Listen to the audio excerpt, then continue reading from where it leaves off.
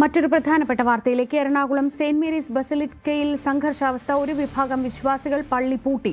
കുർബാന തർക്കവുമായി ബന്ധപ്പെട്ടാണ് വീണ്ടും പ്രശ്നങ്ങൾ ഉടലെടുത്തത്. വികാരിയെ പള്ളിക്കകത്ത് കയറാൻ അനുവദിക്കാതെ പ്രതിഷേധം തുടരുകയാണ്.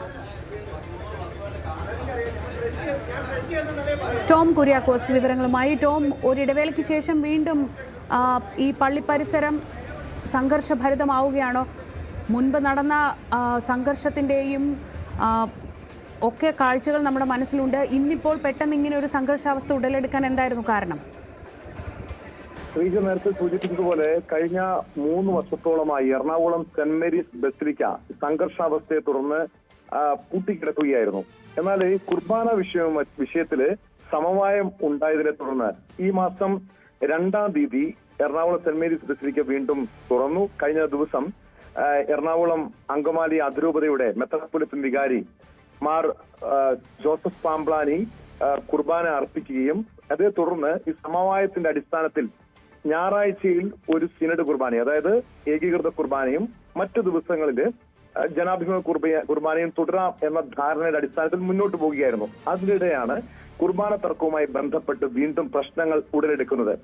അതായത് ഈ സമവായം അംഗീകരിക്കില്ല എന്നും സഭ നിർദ്ദേശിക്കുന്ന ഏകീകൃത കുർബാന എല്ലാ ദിവസവും എല്ലാ കുർബാനയും ഈ സഭ നിർദ്ദേശിക്കുന്നതിന്റെ അടിസ്ഥാനത്തിൽ അർപ്പിക്കണമെന്നുമാണ് ഒരു വിഭാഗം വിശ്വാസികൾ, അതായത് സഭ അനുകൂലികൾ എന്ന് പറയുന്ന വിശ്വാസികൾ ആവശ്യപ്പെടുന്നത്. ഇതിന്റെ അടിസ്ഥാനത്തിലാണ് ഇന്ന് പ്രതിഷേധവുമായി ഒരു കൂട്ടം ആളുകൾ രംഗത്തെത്തി. ഇന്ന് വൈകുന്നേരം 5 മണിക്ക് വൈകുന്നേരം 6 മണിക്ക് സെന്റ് മേരീസ് ബസിലിക്കയിലും വിശുദ്ധ കുർബാന അർപ്പിക്കാനുള്ള സമയമായിരുന്നു.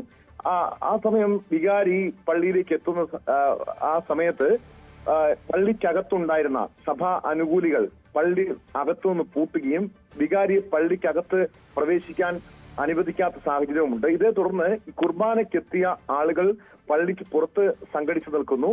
സഭാ അനുകൂലികൾ എന്ന് പറയുന്ന ആളുകൾ പള്ളിക്കകത്ത് നിലയുറപ്പിച്ചിരിക്കുകയാണ്. വലിയൊരു പോലീസ് സന്നാഹം തന്നെ സ്ഥലത്തേക്ക് എത്തിയിട്ടുണ്ട്. സഭാ അനുകൂലികൾ പള്ളിക്കുള്ളിലും വിമത വിഭാഗം പള്ളിക്ക് പുറത്തുമാണ് നിലയുറപ്പിച്ചിരിക്കുന്നത്.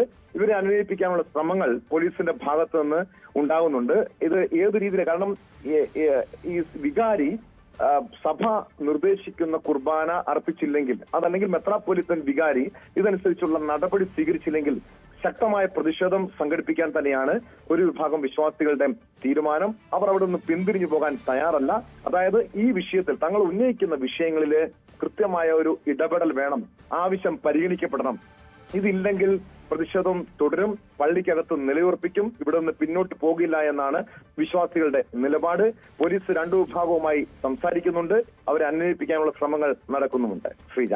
ശരി, ടോം കുര്യാക്കോസ് ആണ് വിവരങ്ങൾ നൽകിയത്. ഒരു ഇടവേളയ്ക്ക് ശേഷം വീണ്ടും സംഘർഷഭരിതമാവുകയാണ് സെന്റ് മേരീസ് ബസിലിക്ക പരിസരം.